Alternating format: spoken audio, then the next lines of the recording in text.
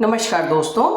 पिछले 2 भागों में हमने जाना कि किस प्रकार सृष्टि की शुरुआत हुई और फिर ब्रह्मा, विष्णु और महेश की उत्पत्ति हुई और फिर कैसे हुआ मनुष्य का उद्भव और कैसे आया महाजल प्रलय, जिसमें स्वयं भगवान विष्णु ने मत्स्य अवतार लेकर प्रथम पुरुष मनु और उनकी पत्नी शत्रुपा को एक विशाल नौका में सुरक्षित स्थान यानी हिमालय की चोटी पर पहुंचाया।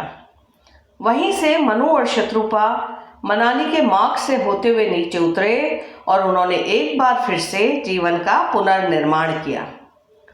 उनके 2 पुत्र और 3 पुत्रियां हुई।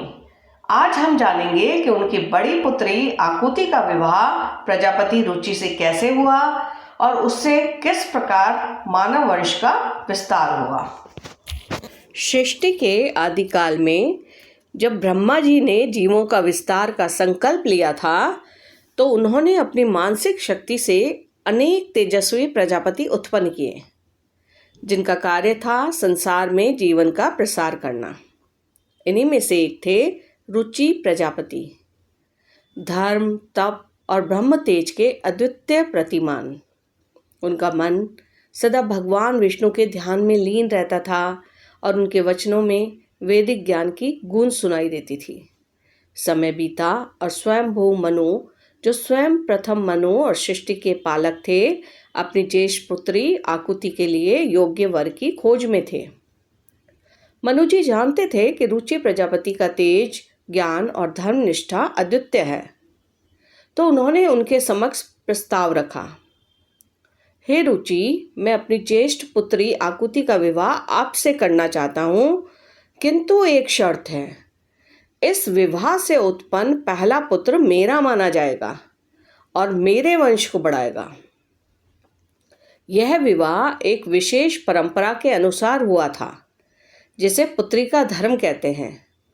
पुत्री का धर्म का अर्थ है जब कोई पिता अपनी पुत्री का विवाह इस शर्त पर करता है कि उससे उत्पन्न पहला पुत्र उसका अपना पुत्र माना जाएगा ताकि उसके वंश की परंपरा आगे बढ़ा सके। तो रुचि प्रजापति ने इसे सहर्ष स्वीकार किया। उनके लिए विवाह केवल संबंध नहीं था, बल्कि धर्म और कर्तव्य का पालन भी था। वैदिक मंत्रों की गूंज, अग्नि की ज्योति और देवताओं की उपस्थिति में आकुति और रुचि प्रजापति का विवाह संपन्न हुआ। प्रजापति रुचि भगवान के अनन्य भक्त और ब्रह्म तेज से संपन्न थे। उनके मन में सदैव परमेश्वर का चिंतन रहता था। उन्होंने आकुति के गर्भ से एक पुरुष और स्त्री का जोड़ा उत्पन्न किया।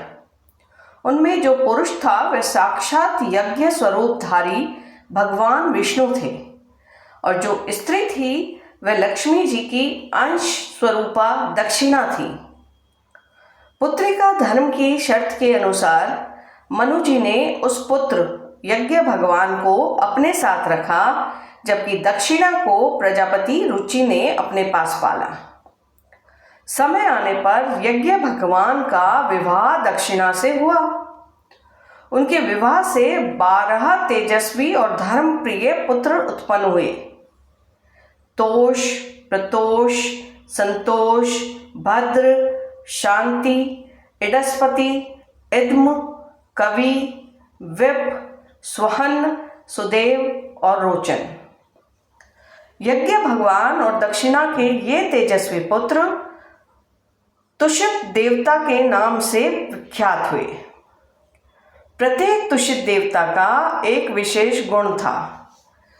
तोष में संतोष की पराकाष्ठा, प्रतोष में धर्म की रक्षा की शक्ति, शांति में पूर्ण आत्म संयम, भद्र में लोक कल्याण की भावना और ऐसे ही प्रत्येक देव और गुण से ब्रह्मांड में संतुलन बनाए रखते थे।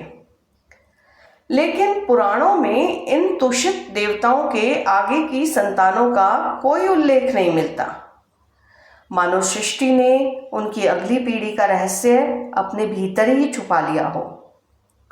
शायद यही ईश्वर की योजना थी कि कुछ रहस्य अनकहे रहे, ताकि मानव की जिज्ञासा और ज्ञान की खोज कभी समाप्त न हो। तोषित लोक एक दिव्य और आनंदमय स्थान है जहाँ देवता यज्ञ, तप, भक्ति और धर्म में सदैव रत रहते हैं। यहाँ वैर, द्वेष या मोह का कोई स्थान ही नहीं है। इस स्वयंभू मनवंतर में मारीची आदि सप्त ऋषि थे। देवताओं के अधिपति इंद्र भी स्वयं यज्ञ भगवान ही थे। यज्ञ भगवान के शासन में धर्म, सत्य और यज्ञ की महिमा चारों ओर फैली हुई थी। मनु जी का वंश केवल सांसारिक नहीं बल्कि दैविक कार्यों का केंद्र बन गया था। यह कथा हमें यह भी सिखाती है कि प्रारंभिक मानव वंश में विवाह, संतान और शासन सब कुछ धर्म और लोक कल्याण की भावना से जुड़ा था। यज्ञ केवल अग्नि में आहुति देने का नाम नहीं है बल्कि जीवन को ईश्वर के प्रति समर्पित करने का प्रतीक भी था। आपको ये कहानी कैसी लगी कमेंट में बताएं। अगर पसंद आए तो शेयर करिए, मेरे चैनल को सब्सक्राइब करिए। आपका प्रोत्साहन हमारे उत्साह को बढ़ाता है। Thank you.